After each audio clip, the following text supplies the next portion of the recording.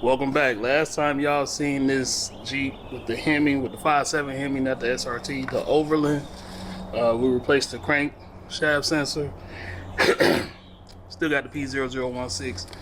I thought it was just worth a shot. I figured it wouldn't fix it, but you know, why not? So my next step, and I feel like I'm just throwing parts at it at this point, is the VVT Solenoid. So here's your VVT solenoid. It is located at the front of the engine, but you have to take the intake off. So my goal is, here's the part number, CarQuest part number. So my goal is not to take the intake all the way off, but to just raise it up enough that I can get to the solenoid. You're gonna have to take the cover off again, of course.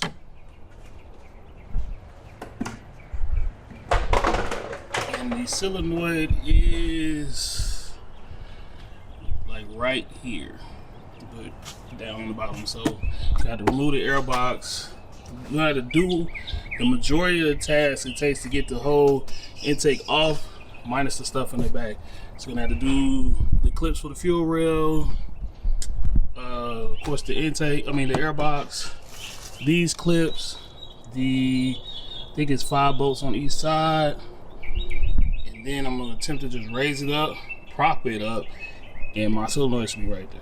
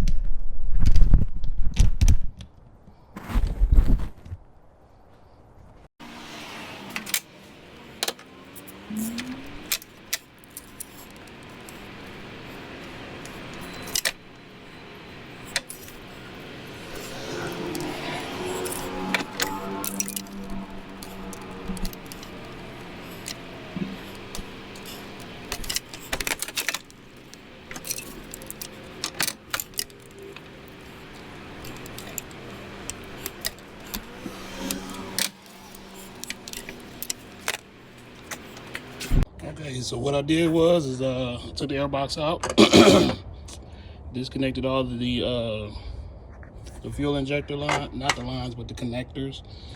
Took my 5.8mm bolts out on each side. I pulled it straight up, and I just got it propped up. So right there, so I can give something I can touch with. Right here, come on, focus now. Right here is the VVT solenoid. So I'm gonna put my little 10mm bolt in there, 10mm wrench in there. See if I can get that out. Go ahead and disconnect it right here. Okay, so I got my 10mm bolt out. Right there is the connector. You see that red part, right? That's the locking tab. Make sure you slide that back before you try to unplug it.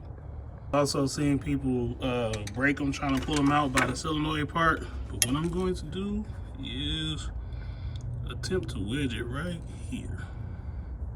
All right, my camera died, so we all cell phone right now. Let's see. I'm gonna try to put it in that little lip right there. See if I can wedge it back. All right.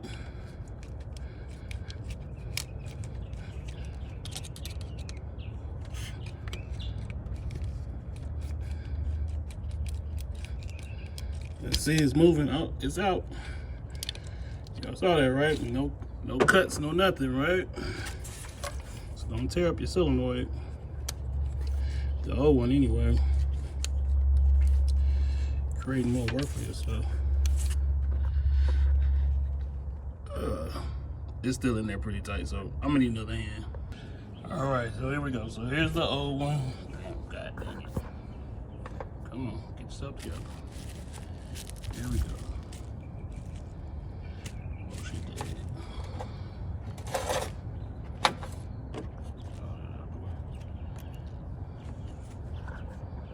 Okay, so here's the one that came out. As you can see, I was struggling to get it out.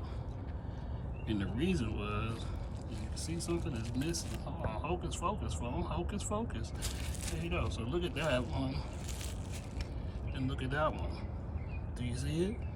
Tell me when you see it. That's right, the screen is off. The actual screen popped into my hand when I was taking it out. But anyway, about to put this new one in.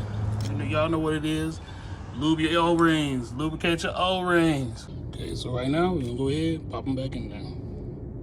So the new one is in and in place. We'll put our 10mm in there and then put our plug in and then start reassembling.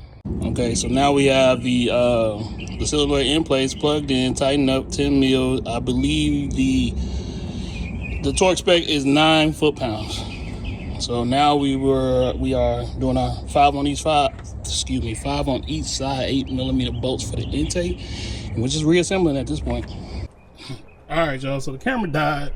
Don't know exactly where it died at, but hopefully you saw the intake was up and the solenoid's right here. My issue was the filter right here. Right here was broken when I was trying to remove it. It was already broken. When I pulled it out, came out with it. Now, you don't want to pull on the solenoid. You want to try to wedge you a pick, or this is a body tool, in between where the bow hole, excuse me, not the bow hole, but just this arm is, and that part of the intake. And you want to wedge it in there, twist, and it should pop out. Mine didn't pop out because the screen was already broken and it was holding it in, but I got it out eventually. So at this point, the new one is in, and we're just tightening up the intake. It does have a specific order. God dang. So basically, after you tighten it down, 9 foot-pounds, reconnect all your injector plugs, put your air box in, clear your code. Hopefully it doesn't have to do a relearn. If it has to do a relearn, then you're gonna need a computer to do it. But other than that, that's just the mechanical side of it. So on Chris with Math Autos, this is a 2011 5.7 Hemi and a Jeep Grand Cherokee Overland 2-wheel drive. So that's it.